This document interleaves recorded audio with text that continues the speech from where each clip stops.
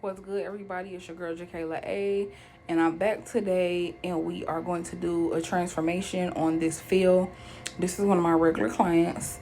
She had a whole glass nail set, and some of them broke. None of them lifted. Some of them just broke across the free edge of the natural nail because they probably weren't thick enough. She's a mom of four. She works too. She is very hands on.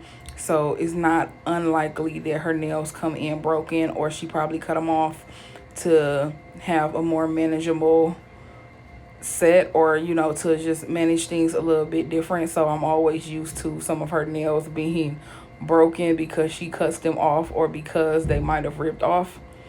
So she had three of them that were not lifting at all. I don't know if she cut them off. Some of them were crispy, so I don't know if it just broke that way or if she cut it off.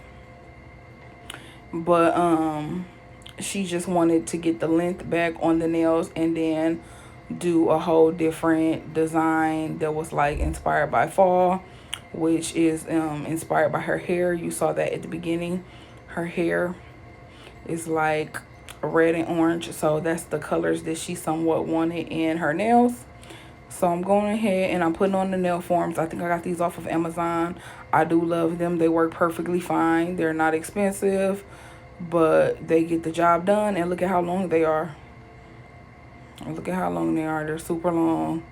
I really enjoy the shape that I get with nail forms, but I know that it takes me a little bit of time to do them, so I don't offer that service just yet for a full set, but I think I will be offering that service really soon.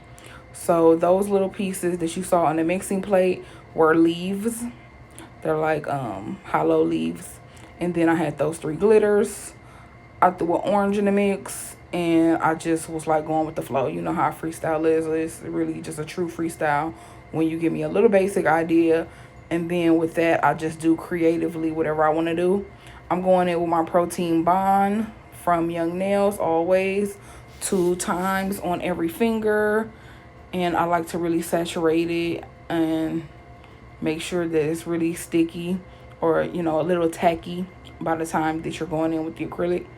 So here I am with the clear. It's very hard to see what I'm doing. I don't think I zoomed in. Maybe I did. I don't think I did though. I'm just going in with a clear bead because all I have to do is build the acrylic up with the length. It's already the thickness. I filed it down. I actually did all the filing off of this video because the set that she had in had stones that didn't want to come off. It was, pretty much a full set besides these three that were damaged, and that filing process just takes so long. So I filed down the acrylic on this nail that I'm working on, but the thickness was still pretty much there. All I had to do was really establish the length. So I'm putting on a bead right at the free edge, and I'm just making sure that the sides don't seep down too much. I noticed that I'm holding my finger a little bit more parallel than I should be. I should be holding it angled down a little bit more. That probably would have helped me. I would have had an easier time instead of holding it flat. But I was too focused on the height and the apex when I should have just been focused on establishing the base, and then I could have came back and shaped it. And that's the good thing about seeing yourself do something after you do it, because you really are learning all the lessons and you seeing the mistakes and you're seeing how you had such a hard time. I'm trying to match up the length right there, and the nail I'm working on is way longer. All the nails I sculpted were way longer than any of the nails that she already had, so I actually cut all of them way down. But and that also helped me take longer because I was sculpting a way longer nail than I needed to be. But anyway, you really see yourself make the mistakes, and then you see how you can do it better when you go back and you look at the process again. Damn, this took me so long to do.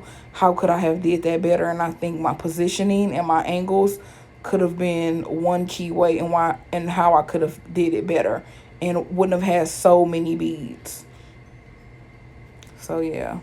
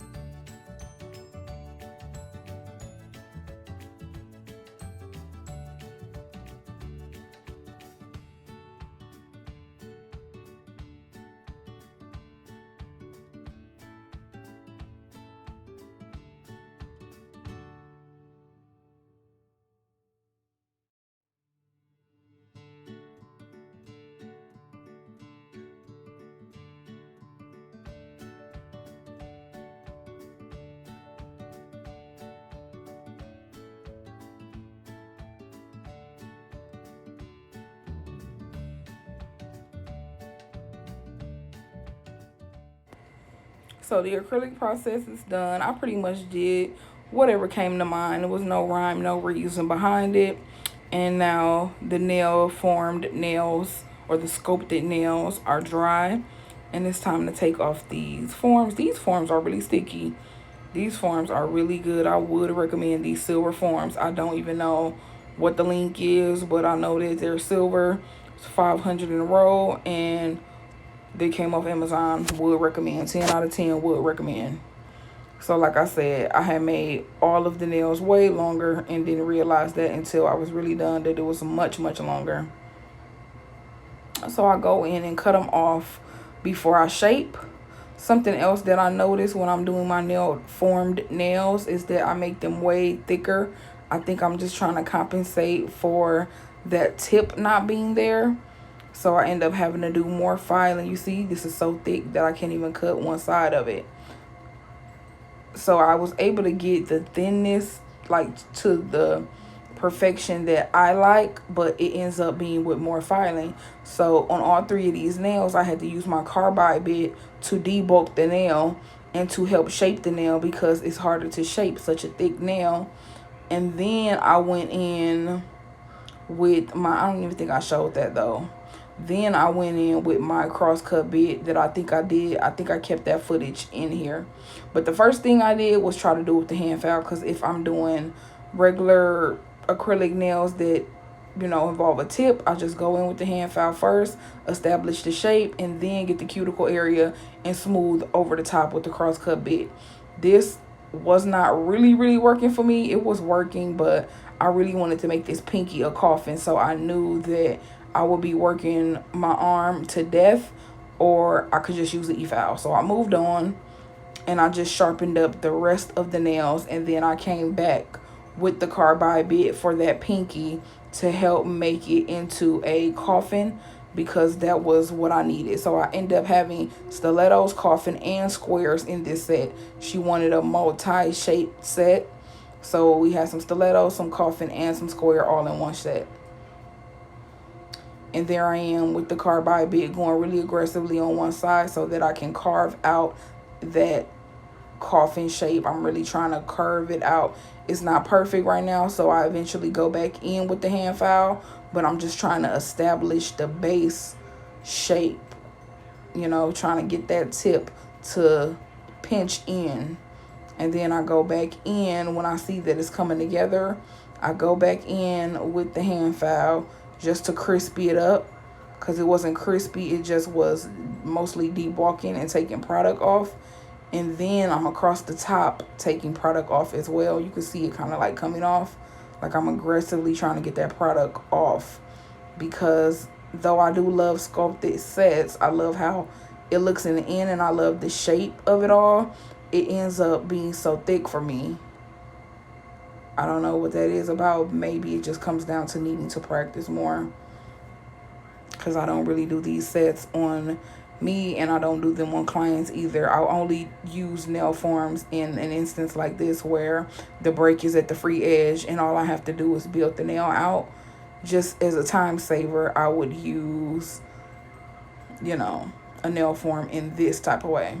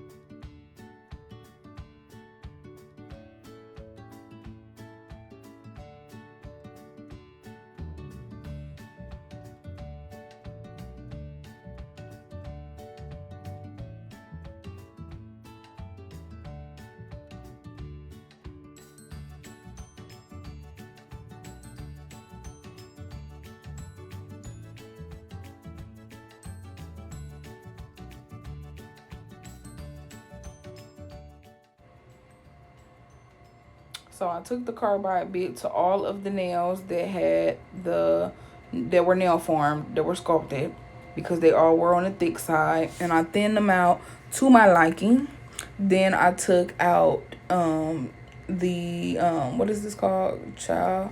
The cross cut bit, and I'm just getting at the cuticle area and smoothing over the top. I'm also getting at this shape here. You can't really see, I'm not really on frame, but I'm making sure that my stiletto is sharp. I like my stiletto to be on the sharp side unless the client requests, not to have it so sharp. I like a sharp stiletto. So I'm just crispying that up as well using this large barrel cross cut bit from Young Nails. And of course, I really like this angle too. I do like that I zoomed in to see what's going on. I have to do that more often. It's really gonna take some trial and error and me remembering that I'm recording, because sometimes I forget. Sometimes I forget I'm recording, y'all. But I have to remember that I'm recording and remember that the shot that I'm getting is really important. Like my lighting, putting down a light background, all the little things that add up to video quality. I have to remember that I'm actually filming. I made this burnt orange. I know I've been talking about a burnt orange in like some of these videos, but I made this burnt orange using a orange soft pastel chalk, a yellow soft pastel chalk, and a brown soft pastel chalk. And I am more than pleased with the results. Like, I am beside myself at the results that I got, because this is the perfect burnt orange color that I was looking for when I went to the nail supply store to buy. And I just could not get it together. I could not find it. I found a cute polish, but it wasn't this. And this is just making my life so perfect. The fact that I have the pastel chalks and I can like mix them and match them and make all types of colors. I filmed me making that color, but I'm going to make 2 more, and then I'm going to edit it into a video about how I did it. So yeah, and that'll be up pretty soon. I think I'm going to do that tomorrow or the next day, because I really want to show y'all the technique and how I got that color. And I'm really, really happy and really proud of that color, because it's exactly what I was looking to buy. But I didn't have to buy it like that. I made it from buying the pastels, and I got so much left, and just mixing it in with some white and some clear, and boom, that's that color.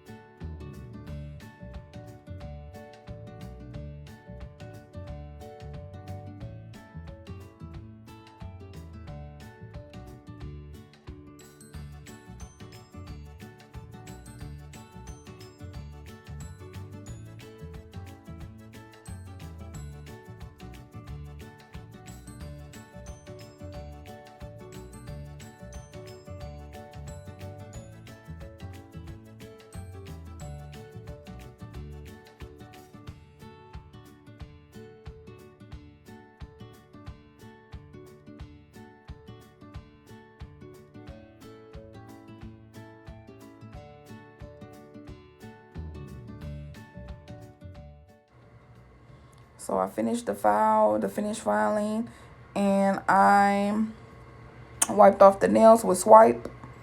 Now I'm going in with D&D French Vanilla. This is a very pretty nude color.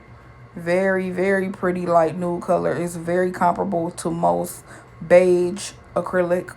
Okay, if your acrylic says cover beige, if I could put cover beige into a polish, it would be this. It is very, very pretty. I'm taking as thin as possible. It's as thin coats as possible, excuse me. But this is on the thicker side, this formula. But I'm trying to take very thin coats so you won't get wrinkles. I'm an extremely impatient person, and it takes patience to do gel polish. This particular color took 3 thin coats, and you just have to have patience, and time has to be on your side when you are doing gel polish. That's why I usually stay away from it, and I like acrylic a little bit more, but I'm not an all acrylic artist. I do every once in a while dabble in gel polishes, and yeah, this was a pretty effect, even though it does take patience, but you want to just make sure that you're doing as thin as possible. Your coats have to be as thin as possible. Like, literally, do not, I literally take the brush out and wipe both sides of the brush, and then I go in with the coats, because you really want it to be thin. So I put some bling at the cuticle area of 3 of the nails, basically all the nails except the glitter nails. And then I made sure that this color, this burnt orange color, was matte. It's something about matte nails in fall time that I just really like. I really love bright nails that are matte too, but the fall deeper shades and then the matte effect to me is just so pretty.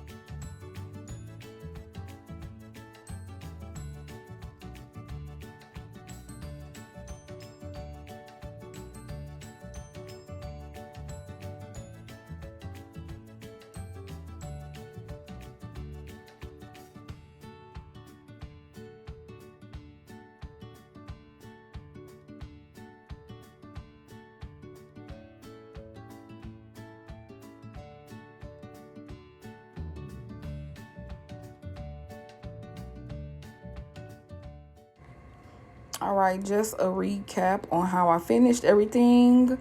I made sure that I did 3 layers of the French vanilla until it was opaque, thin layers.